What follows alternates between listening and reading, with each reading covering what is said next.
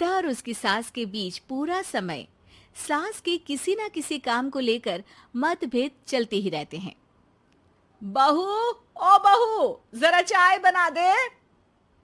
मुग्धा चाय लेकर आती है। ये लीजिए, और कुछ चाहिए? अरे नहीं, बस चाय पीने का मन था। जाओ, तुम दूसरा काम करो। चाय पीने के थोड़ी देर बाद सास दोबारा मुग्धा को आवाज लगाती है। अरे बहू रे, आओ बहू, जरा हलवा तो बना दे, मीठा खाने को मन हो रहा है। इसी तरह मुग्धा की सास पूरा समय कोई ना कोई काम बताकर उसे रसोई से बाहर तक निकलने नहीं देती। कभी चाय, कभी हलवा, कभी पानी तो कभी दूध, हर समय खाने को चाहिए और उसके लिए अपने हाथ पैर बिल्कुल नहीं हिलाने। परेशान किया हुआ है इन्होंने।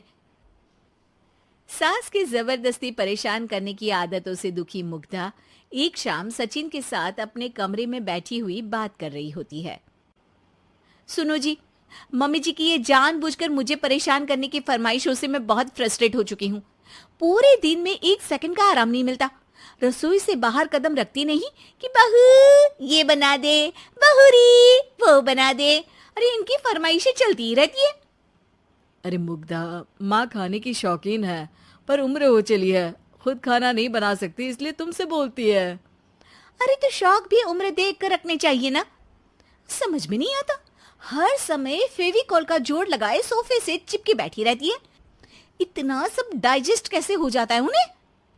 अरे तुम मेरी माँ से इतनी नफरत कैसे कर सकती हो? मैं उनसे नफरत नहीं करती जी, बस परेशान हूँ। जहां मुग्धा अपने पति से ये सब बोल रही होती है, वहीं उसकी सास भी कमरे के बाहर दरवाजे से कान लगाए सारी बातें सुन रही होती है और अगली दोपहर रसोई में मुग्धा के पास जाती है। बहू, आज ना मेरा कुछ मसालेदार खाने का मन है।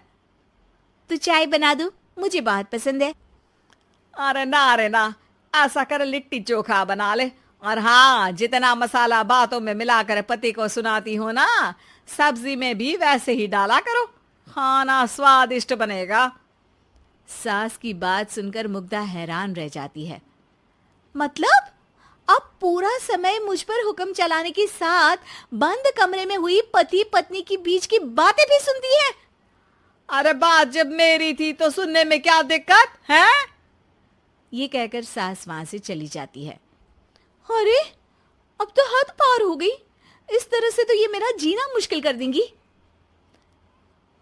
मुग्धा सास की हरकतों से परेशान उसका हल सोचने लगती है और इसी तरह कुछ दिन बीत जाते हैं, जिसमें सास का जन्मदिन आता है।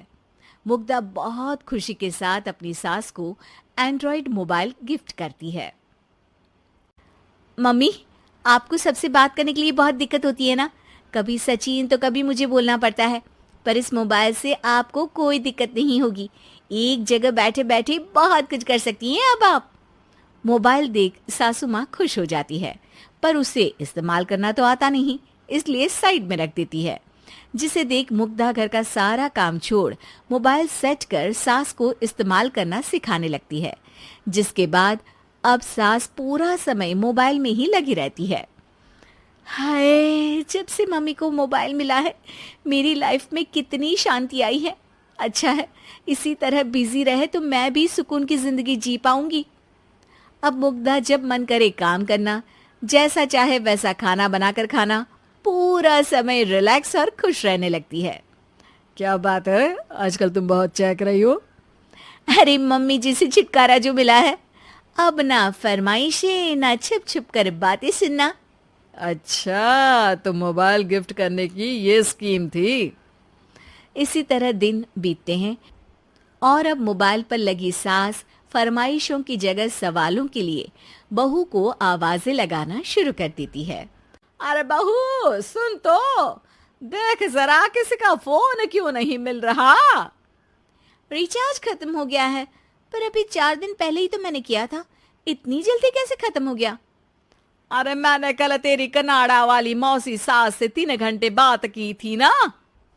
क्या? इतना महंगा तो मोबाइल भी नहीं आया जितना महंगा इसका रिचार्ज पड़ रहा है। इसके बाद तो जैसे मुग्धा के दिन के 24 घंटे में से 20 घंटे सास के पास उनके मोबाइल रिलेटेड प्रॉब्लम सॉल्व करने की ड्यूटी ही बन जाती है। अरे मुग्धा, ये मोबाइल में अचानक तेरी मौसी सास की शक्ल क्यों दिखने लगी? और ये तो हिल भी रही है। मम्मी, ये गूगल डुओ का वीडियो कॉल है। इसमें आप बात करने के साथ एक दूसरे की शक्ल भी देख सकती हो। अच्छा, ये तूने मुझे पहले क्यों नहीं बताया? अब बताने के लिए पहले नहीं बताया। इसी बीच सचिन भी वहां आ जाता है और सास अपनी वीडियो कॉल में बिजी हो जाती है। क्यों, सास बहू में क्या गपशप चल रही है? इसे गपशप नहीं, दिमाग का दही होना बोलते हैं। पर तुम तो मम्मी को मोबाइल देकर बहुत खुश थी, फिर क्या हुआ? हाँ, उसका सुकून भी कुछ ही दिन मिला। अब घर के टंटे खत्म हुए तो मोबाइल की टिंग टिंग शुरू हो गई। देखो भाई, कुछ पाने के लिए कुछ खोना तो पड़ता है। आखिर तुमने मोबाइल अपने फायदे के लिए ही तो दिया है, तो फिर सवालों के जवाब भी देने पड़ेंगे, क्योंकि जब तक उनके हाथ में ये फुंथरू रहेगा, तुम्हारी लाइफ में प्राइवेसी और सुकून रहेंगे। कहने का मतलब है अगर इससे प्यार बढ़े तो दाग अच्छे हैं। अरे मुझे पहले दिन से ही पता है मोबाइल किस मकसद से दिया गया है। भूलो मत, इससे पहले मैं बातें ही सुनती थी।